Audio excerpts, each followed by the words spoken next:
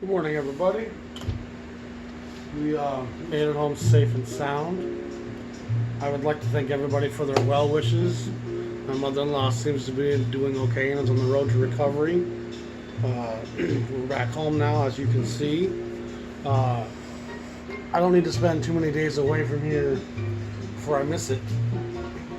My little lounge is a fun little happy place that my soul feels content in, and I feel like I can kind of extricate myself from the evils and wiles of this world. It's a crazy fucking world out there, man.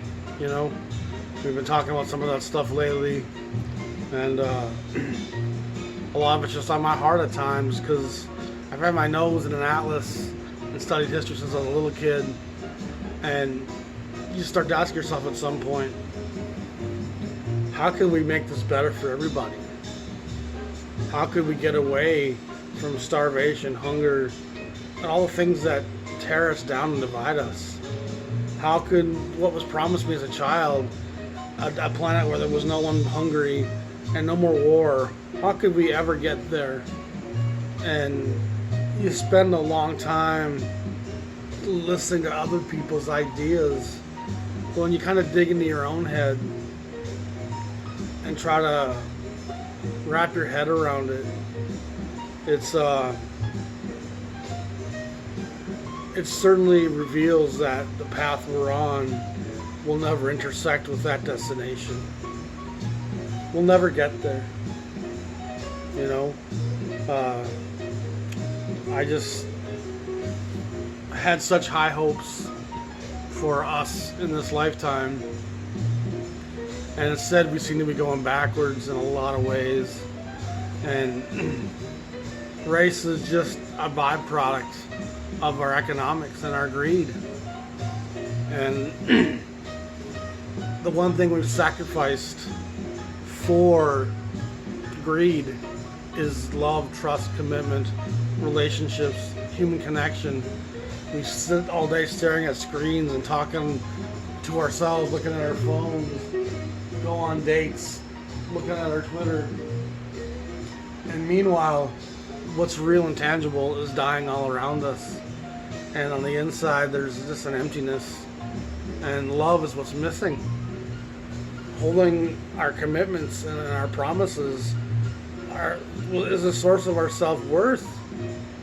Being loved unconditionally is the ultimate thing for our ego, not what car we drive, not how we look. Someone loving me today, right now. So shout out to my wife. She's my rock. She's empowered me in so many ways with her unconditional love. And when you really trust somebody, you have to look over your shoulder to see what they're doing, who they're talking to, which, believe me, I've spent years in those relationships. They're exhausting. And I just can't say enough. If you love someone and someone loves you, treasure it, value it. It's of the most importance. And it's us focusing on love and loving those around us. That's how we strengthen ourselves to love our neighbors and those we don't know. And it sounds so cliche, but it is the formula. It is the strength that would take us out of the path we're on. Whether or not we're capable of it, it's hard to say. But today I want to talk about the three sounds. And I'm a huge three sounds fan. Huge. First of all, it's a great way for a beginning collector to get themselves an old Blue Note. You know, it's just a super affordable way to dig into the old vinyl and to get first pressings and to be able to know and feel what old Blue Notes feel like. That sheen of the lacquered cover, just the way these old records feel and look. You know, you can get three sounds for very affordable prices. They're probably starting to creep up, but for most people I've talked to, their records kind of sit around. And I think that's because collectors, A, are snobby, and they feel like if something's $15, it can't be any good. I spent $175 on my record from blah, blah, blah. Fucking idiots. There's a lot of great jazz records out there for $5, $10, $2 that kicks ass. And people just need to open their minds and their ears and start feeling this music.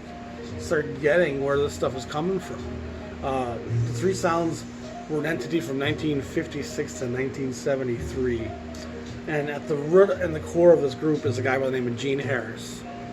And this guy is the blues. This guy is the gospel. This guy is soul jazz. He is all about the pocket. He's a great virtuoso, but he never sacrifices groove, rhythm, and feel to be ego-driven flourishes of virtuosity. He would rather stay in a pocket and keep a room full of people grooving than boost his own identity by being this incredibly revelatory player when it's uncalled for. And Three Sounds records were very popular in the late 50s, early 60s. They sold very well for Blue Note. Jimmy Smith records and Three Sounds records kept Blue Note alive. Not Lee Morgan, not Hank Mobley, not Blue Train, not any of those other artists. The records that kept Blue Note alive were Jimmy Smith and the Three Sounds. The Three Sounds were cocktail music, party music, dancing music. It has what a lot of Ellington and Basie records have: space to breathe, to shuffle, to groove, to move, feeling. He's a shout out to a throwback to a different era. He didn't really follow the trends around him. Hard bop, avant-garde didn't really shake Gene Harris whatsoever. He was always going to be a pocket-driven player. You were always going to be able to snap your fingers to it. Or else it wasn't the Three Sounds. Or else it wasn't the groove. And I can't think of a better place for a young jazz collector to start, to understand what this music is about, than the Three Sounds. Go out there, find yourself a couple old Blue Notes, which I'll show you their discography here in a minute. Put that on, listen to it 5 times, let it soak in. Snap your fingers, tap your foot. Don't listen to the fucking critics. Don't listen to the super hip collectors telling you to buy. Listen to this music. This is what jazz music is. It's about feeling good. It's about grooving. It's about sexual dancing and enticing rhythms that will bring you into a place of joy and happiness, because you know what? Life fucking sucks sometimes. It's fucking hard. And so you know what? I'm put the Three Sounds on, I'm going to feel better about it. The blues isn't to wallow. The blues is to overcome it. To come out the other side. And to spend enough time there that it washes away the ick of today. The sorrow of yesterday and the pain of tomorrow. All of it fades right now, because this music, it's got me in my zone. Look at her, she's kind of cute. Ooh, I like her little bobby socks. What do you say we get a little dick groove on, baby? What do you say we share a little Kool-Aid? I'll pop you a celery stick. Next thing you know, we'll be having malts and French fries. It's connecting music. It's music that's meant to bring us together. And there's a lot of Jimmy Smith and a lot of Three Sounds records out there. You can go to a lot of record stores and find them. You can find them online very easily, even old original first and second pressings. And this is what I don't understand. Part of why these records are out there is because they sold really well. Compared to other Blue Note titles, Three Sounds records were very prominent in people's collections. And there's this stigmata with people. if it's too available and too affordable, it can't be desirable. And it just reveals so much about why you buy what you buy. I can't show this off to nobody. Nobody's gonna go ooh ah when I show my 3 Sounds record. Come on. Come on. It's ludicrous. And so the success of the 3 Sounds and Jimmy Smith is kind of being held against them now. And the availability of those records is what keeps their price down, not the quality of it. Jimmy Smith's the baddest motherfucker to ever play organ and one of the greatest virtuosos in the history of jazz. He's Charlie Parker with a Hammond.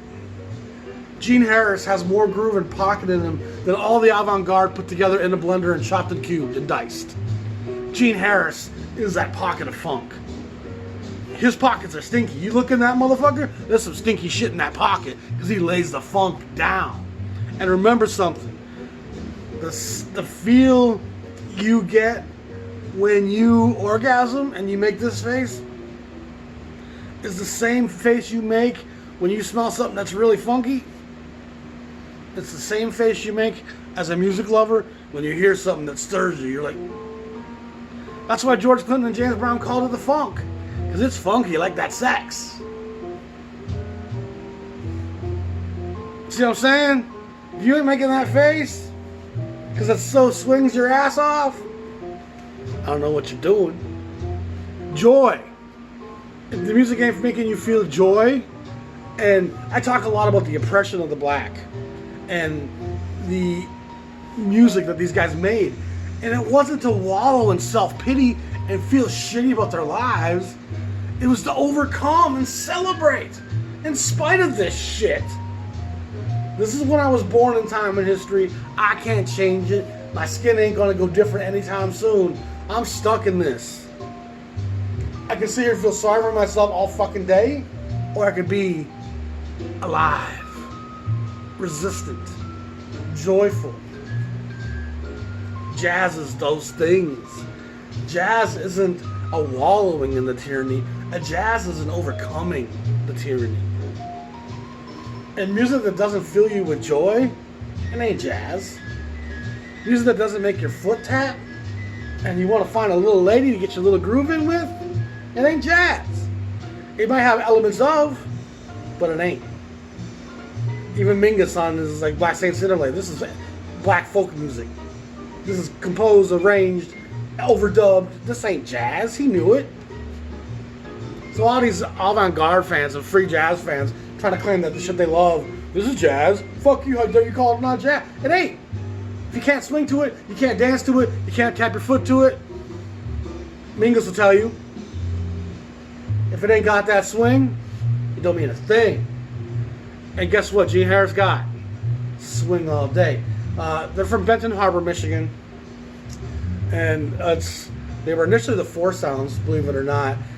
Gene Harris, Andrew Simpkins, and Bill Dowdy were on bass and drums.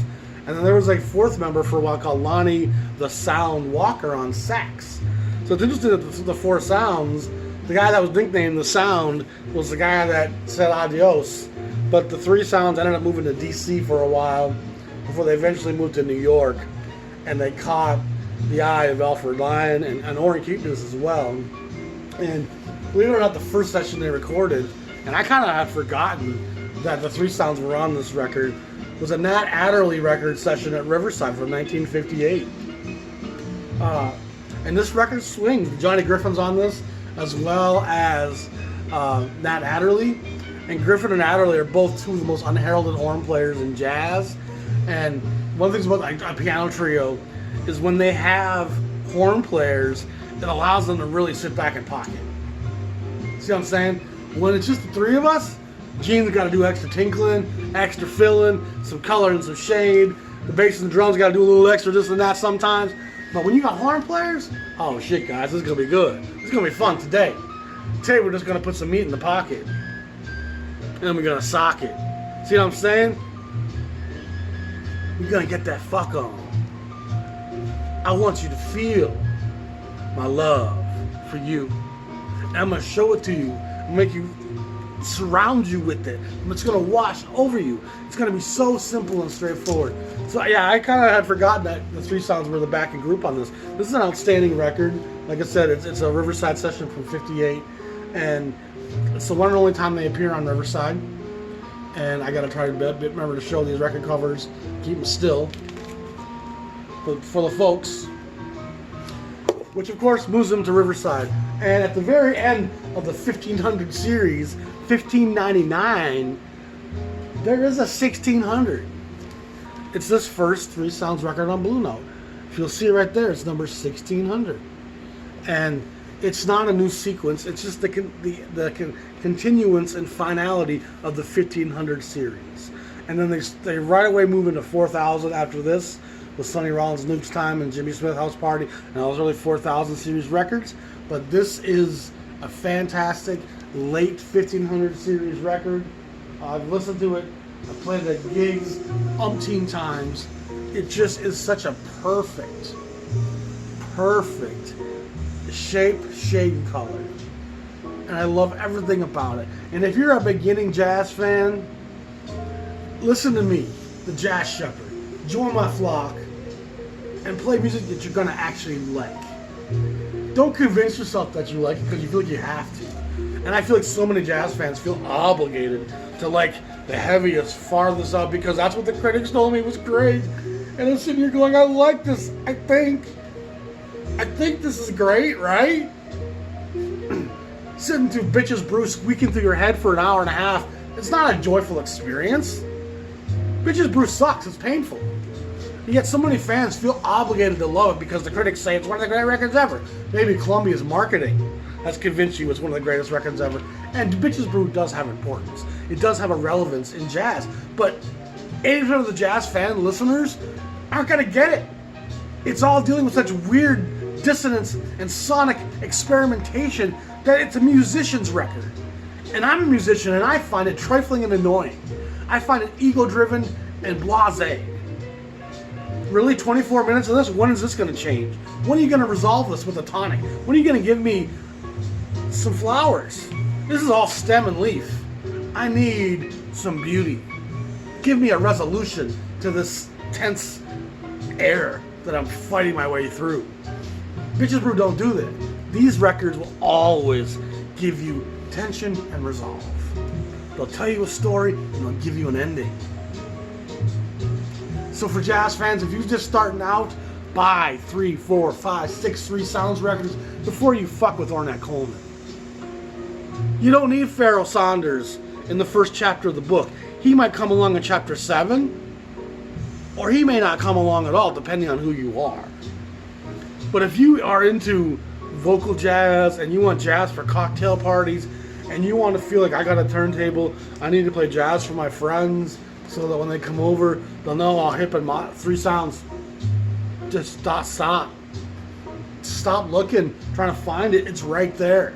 There's a reason why these records sold as well as they did. They're fucking great. Now, they follow up that record very shortly in '59 with the Three Sounds Bottoms Up, a fantastic Reed Miles album cover. I've also played this one at my DJ gigs umpteen times.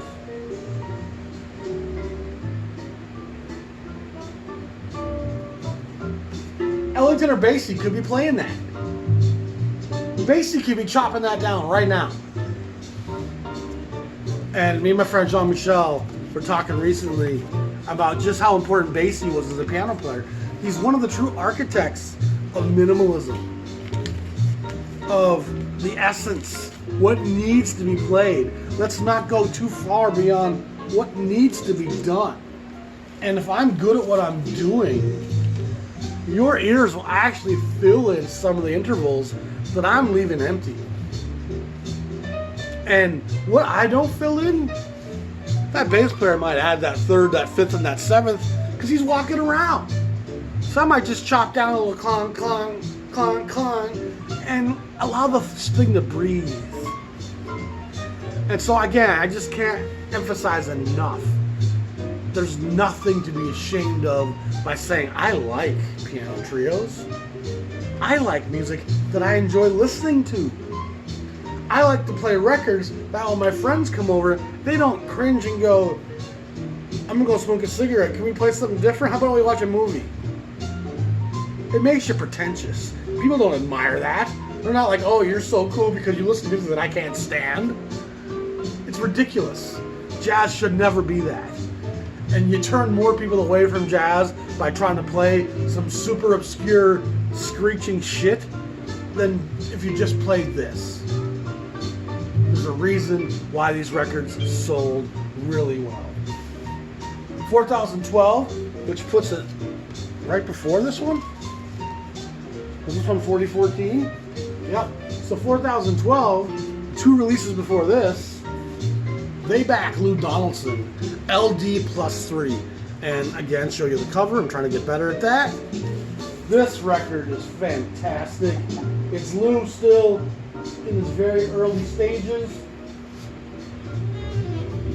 It's important to recall that the Lou Donaldson of Alligator Boogaloo, after he comes back from his days at Argo, that late 60s Lou Donaldson, which most people think of when they think of Lou Donaldson, is a very far cry from the bebop and strong, modern, swinging groove bass records he makes in the late 50s for Blue Note. And who better to back Sweet Lou than the Three Sounds?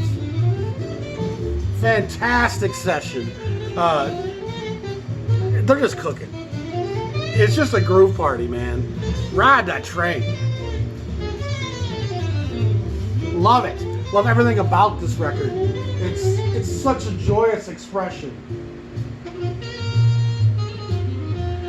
I think people spend so long trying to find what's kind of a cliche jazz sound, and they buy the Coltrane and they think they're, but no, it's not there. And then they buy the Wayne Shorter, Miles stuff. It's like, that's not really it. What is that jazz that I've heard in films and movies that is just accessible? Well, the sad thing is, it's not really being marketed today. It's not really being driven by promoters and writers and critics. They're trying to sell the Miles and those labels' catalogs, and so they're not really reminding you about great things like the Three Sounds and Lou Donaldson. This is the jazz that 80% of jazz fans are kind of trying to find. And you buy 20 things wrong before you buy one right. Because of how it's being marketed and pushed on us today as what the only thing that matters is.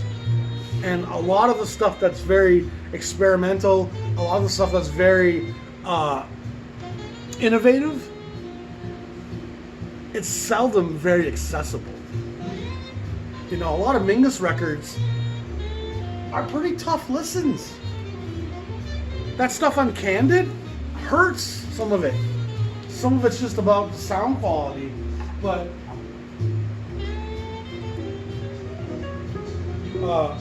this one's number 4020.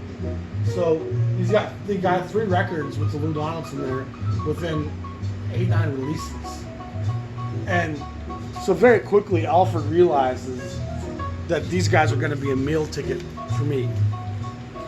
And they toured the country. They were well attended. They played in clubs from coast to coast. They had a really strong following. And again, it's just shocking the disregard people have today for what's essentially the center. This is the middle. This is the river. All the little streams that shoot off, those are bumbly little brambly patch rivers that you can't swim in, you can't paddle in, and you sure as hell can't navigate a boat in. But when you're in the middle of the river, a lot of things can be done, boy. You could drown a cow in this funk. See what I'm saying? Because the water's deep. This channel's well navigated. This has been carved out by the greats before me for decades.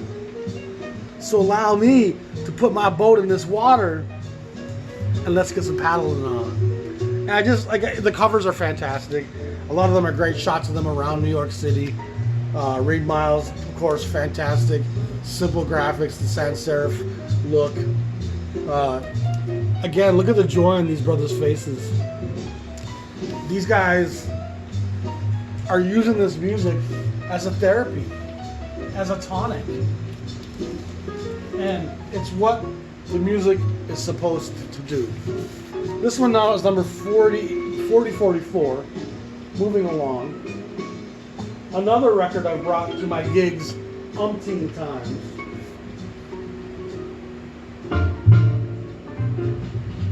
And I have tested these records, song after song after song. At my brunch gig I had in Minneapolis, I don't know if I'm going to get it back when all this crap is done, I don't know. But I've played blues sounds endlessly. And the amount of people that come up and say, oh, I love this, what is it? It's Three Sounds. Never heard of it. It's fantastic. Love it. You know, I've tested it over and over and over again. And people think it's going to be something like, oh, this is Miles Davis and blah, blah, blah, or something they're going to know because it feels so good. And they're shocked when it's something that they've never heard of. But you should have. But no one's out there selling the Three Sounds, promoting it, and telling you how valuable it is. This is go-to.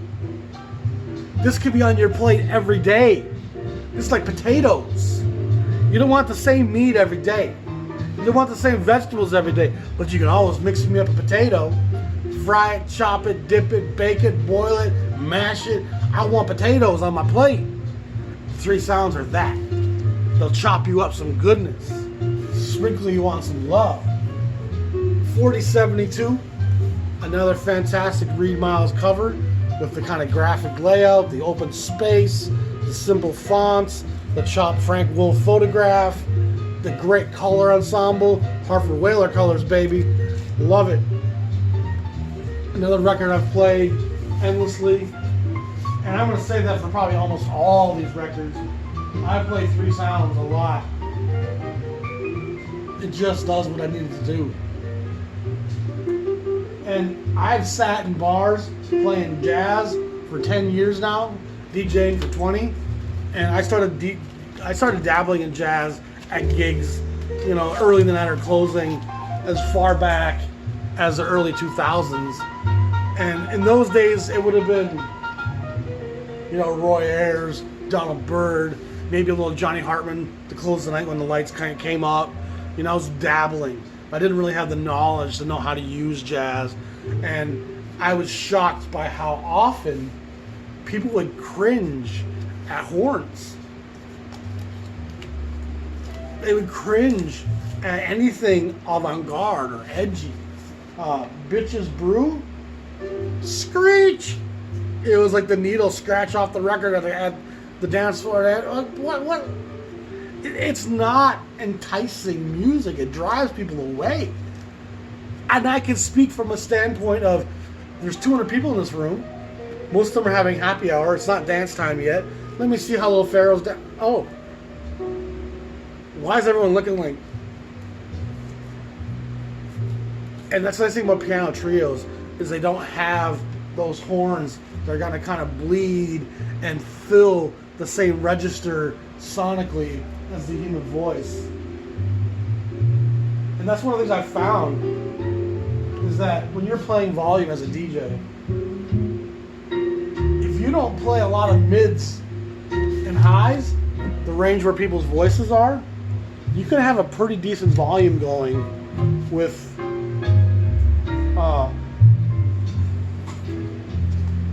bass, drums, piano, maybe vibraphone, you know, a little organ. There's certain instruments that aren't going to cut through a conversation, and bass is going to be kind of big and fill the room. As long as you don't have those brights, middles, and highs, you can have decent volumes. But when you have horns come in, you've always got to cut those mids, you've always got to pull those highs down, you even got to usually drop the volume so that your audience isn't going. And I've seen it firsthand so many times. So you don't got to argue with me that, oh, more people love this than you say. No. Most people don't love screeching shit. Most people love smooth, accessible shit. And this record with Stanley Turrentine, with the 3 sounds, this is the blues, baby. It's delightfully gorgeous. The Blue Hour, the cover, the shading, it puts you right where it needs to be. It's the perfect session. It also gives you a great introduction to Stanley Turrentine, just who this guy is. All the big saxophone players at the time, Rollins, Coltrane, they're all going further and further out in 1960. It's like Stanley Turrentine never heard Giant Steps. He ain't giving no fucks. It's not who he's trying to be. Remember that Ben Webster guy? Remember that Coleman Hawkins dude? That's where Stanley Turrentine. Ooh! See what I'm saying? Come on now. See, I want my jazz to feel like a noir film. If I can't see a fire escape and an alleyway with some garbage cans and a hot dame with a fur and a cigarette in a holder and a dangerous character approaching, I want noir. I want mist in my streets. I want a soft rain flattening that hair. I want to feel like the streets are emptying out and the only characters left you gotta be careful around. Stanley Turrentine and the 3 sounds will put you in that film. It's fun. It's fun to picture what the music's making you think and feel. And again, I just don't know why more people aren't digging 3 sounds records. You want original Blue Notes? They're there for the taking. This is Here We Come, the 3 sounds, 4088, shortly after the Turrentine sessions. And like I said, I've made a history. I don't know if I went to a gig at the Red Cow where I had my brunch set, where I didn't play 3 sounds once or twice. And never, and I say never, I mean never, did someone cringe and ask me to turn it down, or like, what is this? And as a DJ, you get used to reading body language. It's pretty clear what tables of people are feeling and responding to, and it's the essence of being a good DJ. And if you're repulsing the room, it's your job to fade that shit out, put something better on. And so I'm always reading facial expressions, body language, listening for what people are saying. Man, the DJ's playing some great stuff. What you want to hear. What you don't want to hear is, why the fuck is he playing this? Can you get the manager? Can you tell him to turn this shit down? I don't want to be told to turn down. I don't like that. To me, I'm not doing my job very good if people are saying, turn that shit down. If I'm killing it, people are going to be like, can you turn that up? This is great. I love it. And so I'm going to kind of just flash through some more of these 3 sounds records. Another fantastic record. It just got to be 4120, probably 1961, maybe still 1960. They don't really show the dates. You kind of just have to know the sequences. 4120, it's either late 1960 or early 61. Again, a fantastic Green Miles album cover. None of these records should be passed over if you see them. You just shouldn't do it. The 3 sounds, the Black Orchid, another great album cover. This is number 4155. And again, you can get old original pressings of these records for a steal. And understand the charm of an old pressing without paying $600 for it. The 3 sounds, Out of This World. Fantastic stuff. The 3 sounds, Vibrations. And I should mention that it's around this time where they depart and go to Mercury and make 3 records at Mercury. of which I only have one. I got the 3 sounds at the living room on a Mercury from like 1963, maybe 64. And then they go to Limelight label, and they produce 3 or 4 records on the Limelight label. I guess 3 actually. This is Beautiful Friendship, it's one of them. I don't see their Limelight records very often, to be honest. I see the Mercury ones more often, and I should probably collect them. I just haven't got around to it. And then they come back to Blue Note, and they finish out a streak live at the Lighthouse. Another great album cover. This is number 4265. And so Reed Miles is about to leave. The label's about to be sold to Liberty, and the impact of that sale changes everything dramatically. This is 4285 Cold Water Flat. And while still being great 3 sounds, there's Oliver Nelson orchestrations on this that change it fairly dramatically.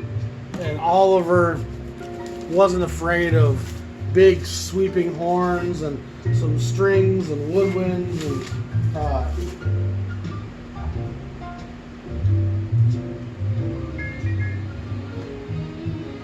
and of course I believe this is from a play, the Cold Water Flat.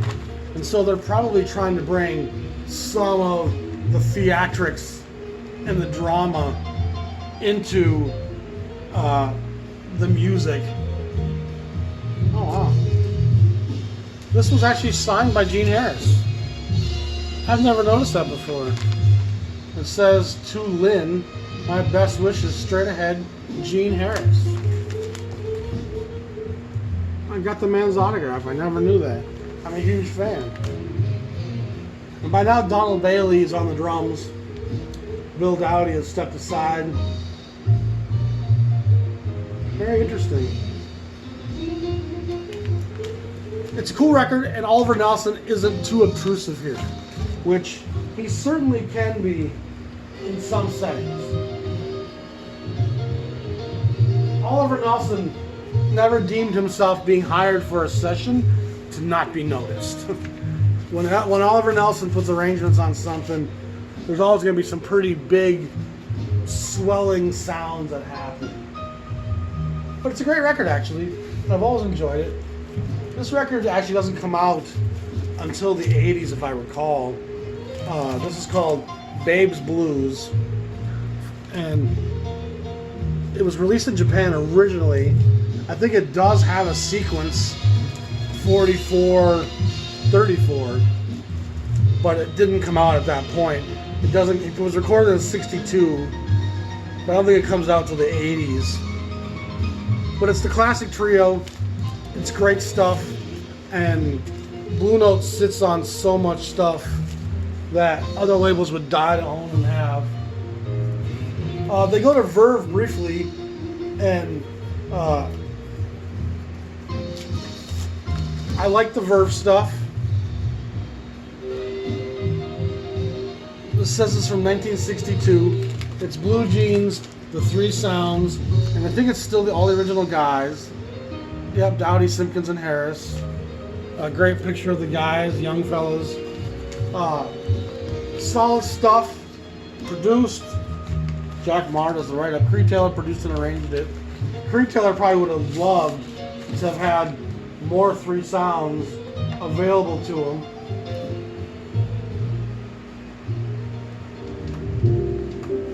Not only did he love records that he thought would sell well, he also loved to castrate his competition and sign away their talent.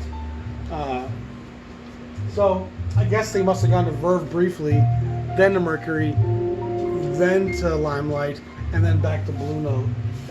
You know, at the same point, this might even be a little earlier, they do this record with Anita O'Day, the 3 sounds. And I like this record a lot. I've actually played this one at my gigs quite a bit.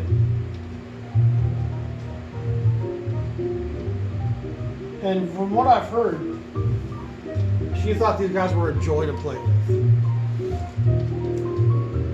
Just fun, sprite, joyful stuff.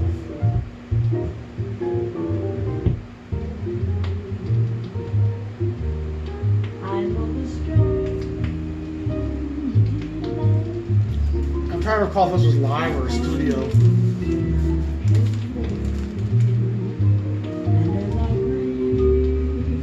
Creed Taylor.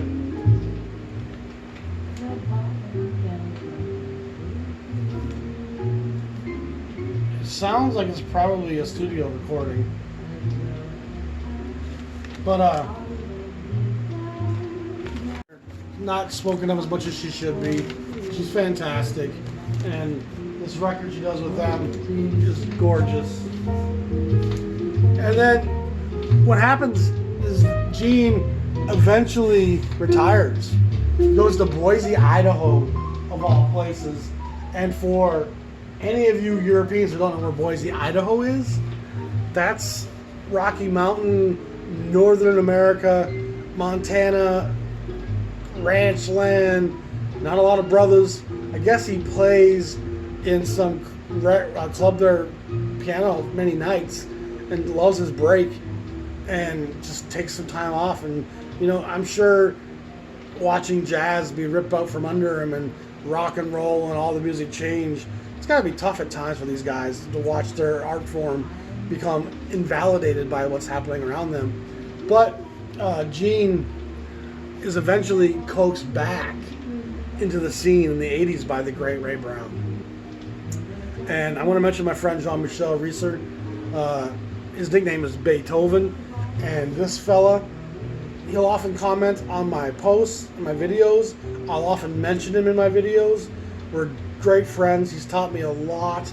He knew and met literally hundreds of the jazz greats.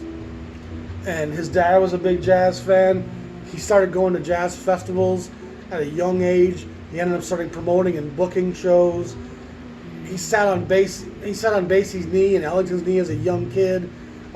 Literally, I can mention most players to him, and he can tell me firsthand either what they told him themselves or what other greats in the industry told him about him. And he actually was validating for me, because a lot of what I had to say about how blacks must have felt in this time frame, and nobody else was really talking about it at this point. And I'm like, this music was them overcoming, and all the stuff I say about the black experience. He would message me and say, I like where you're coming from, and I talked to these guys firsthand, and that's exactly what they said. This is exactly what it was like in America, and this is why they made this music. And so those of you who hear Jean-Michel's comments, don't just take them with a grain of salt. The guy knows more than 90% of us combined, including myself. He's a great place for me to check, engage, and have as a barometer to what I'm saying. He validates a lot of what I feel firsthand. And like I said, he knew so many of these guys. He was a great friend of Ray Brown's for a long time, dear friends. And I've never been a real fan of jazz after 1970, as you all know, I'm sure. And he told me there's some great stuff being made. And I'm like, I don't really feel the new agey stuff and any of the stuff that's coming out. CTI, I like it, but it's very commercial and good for DJing, but I don't feel what I feel from the 50s and 60s jazz. And he taught me about Ray Brown's Concord stuff, and how when they started doing the Concord Jazz Festivals and bringing a lot of the old guys back, they were playing traditional jazz, and they were cooking. And Hank Jones comes back on the scene and kicks it, kills it. He brings Gene Harris back, and Gene Harris is almost growing in leaps and bounds. He's even more soulful and in the groove and in the pocket, and his virtuosity is actually increased. And he records a lot with Ray Brown and the Concord label. This is Don't Forget the Blues, the Ray Brown All-Stars, Al Gray, Grady Tate, Gene Harris, and Ron Achetti. Fantastic stuff. The Gene Harris Trio +1, which was culled from the same sessions as the Red Hot Ray Brown Trio. They're both from 85. I think December and January of 85 and 86. I saw they were recorded, I think in New York at the Blue Note Club, yep. And this one adds Stanley Turrentine to the mix, and this one is just a trio. Both these records are fantastic, and there's more Concord Gene Harris stuff that I'm aiming to find. as I start buying vinyl again. I haven't been buying much because of my economic situation right now. I'm living off savings and unemployment, and there's a lot of uncertainty. One thing I want to mention is before that Riverside session in '58, his first session, he does do a session for the Jubilee label from 1955 or '56. Our Love Is Here to Stay. I think it's '55, and it's Jubilee number 1005, which makes it the 5th release in the Jubilee 1000 series. So it's very early in Jubilee's history. He's already displaying a lot of what makes him the player that he is at Blue Note and later on Concord. Just fantastic stuff. I don't think it's with his trio. It does say the Gene Harris Trio. I don't think it lists who that is at this point. Well, it does. Mike Long is on the bass and George Herman's on the drums. Jubilee, of course, is a New York label on West 57th Street. It was Herb Abramson, a guy who had worked with the Erdogan brothers at Atlantic, decided to do his own label, and Jubilee has some great stuff. And this is a great record with a great album cover. And I need to ask you guys if you know, late in the Jubilee sequence, number 1115 is the Gene Harris Trio, Genie in My Soul. And what's curious about this, it seems unlikely that a record label over the course of 5 years would have two groups by the name Gene Harris Trio and not be the same group. It doesn't list the group here, it just lists Gene Harris, but the photograph is of a white guy. And so, is this the same Gene Harris with the wrong photograph? Or is this actually a separate Gene Harris? And what's weird about it is they sound very similar. It swings pretty hard. So it definitely sounds like it could be Gene Harris. Does anybody else know? I can't find much information on this record. I assumed all for years it was the same Gene Harris, but again, I am not certain. So that wraps up my episode on the Three Sounds. He dies, I believe, in 2010. Maybe earlier than that, maybe it was 2000, I don't remember. But Gene Harris is one of the most important guys in jazz. He swings hard, he is the blues, he is the gospel, he is what soul jazz is built on, and it's always accessible, it's always affordable, it's always playable. And you will never regret putting a Three Sounds record on. Your friends will never be disappointed that you put a Three Sounds record on. And I think that's important. I think as jazz people, we need to be ambassadors for this music and play music that other people enjoy and makes them want to come into jazz. This is American history. Americans should value and cherish this art. And yet most people are repulsed by it because they hear such a small fraction of the music. So anyway, I appreciate you all. I appreciate the support, thoughts, and prayers from my mother-in-law. We all need thoughts and prayers at the world in this time. It's a crazy place. Thank you, Jean-Michel, for all your help and guidance over the last 3-4 years as I've gotten to know each other. I look forward to meeting you in person as soon as possible. But trust me when I say, when Jean-Michel makes comments on my videos, he knows what he's talking about. When he posts on my Facebook group, either the Jazz Vinyl Club or the Blue Note group, he knows what he's talking about. He's met these guys firsthand, endless times, and they've expressed to him all the things that I'm saying and validating most of what I'm speaking about.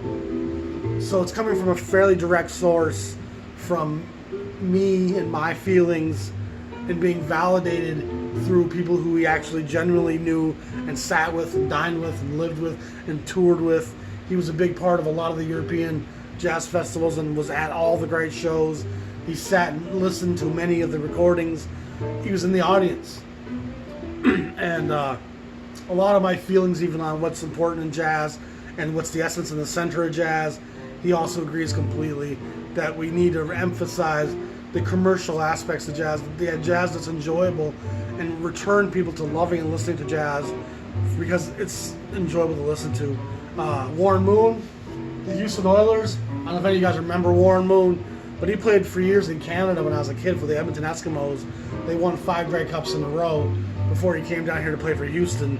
And as a kid, I'm 10 years old, watching this Warren Moon throw these perfect spirals 60 yards. One of the great arms in the game. And that run and gun offense they had in Houston, that was fun. Although they blew one of the greatest leads in football history against them Buffalo Bills. But I love Warren Moon, so I just wanted to pay a little shout out to Warren. Y'all be safe. Remember, in this economic world we live in, no lives matter. As long as greed rules the day, no lives matter. In reality, we all matter, and there is no race. And Mike Tomlin, I know you want to argue with me all the time about it. I don't need to be told. I know race isn't scientifically determined. It doesn't change the fact that we still aren't living under the pretense of it. It's there, it's tangible. There's a divide that you can see and feel. And just because science says race isn't a thing, doesn't mean that racism isn't a thing. And it's that racism that makes jazz what it is. Anyway, glad to be home. Appreciate you all. Y'all be safe. Talk to you soon. Peace.